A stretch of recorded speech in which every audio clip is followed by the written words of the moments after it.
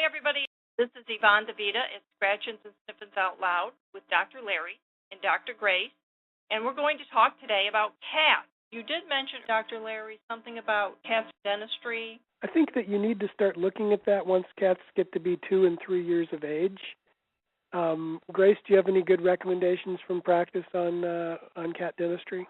It varies so much from animal to animal.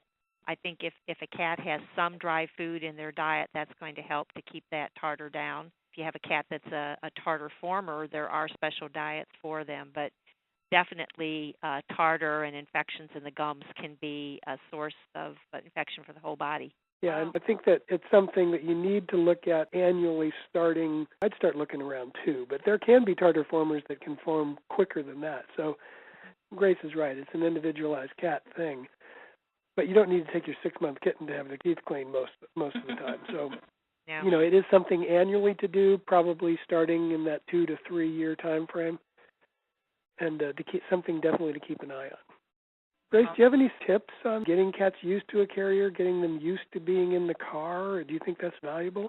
I don't know if they ever get used to being in the car, but I think if you have the carrier out where it's a commonplace thing, then it's not going to be as scary when all of a sudden that carrier appears. So if it's just sort of out where they see it and it's not unusual, that's a good thing to do.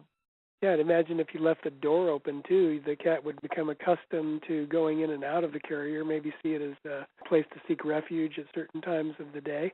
Right, yeah. We do recommend yearly visits. Oh, yeah. Some older animals may need to be checked on even more frequently than annually. Mm-hmm. So it's something to discuss with your veterinarian, certainly. Right. I'll be anxious to hear a report from you on your cat. Okay. So I think that wraps it up for today.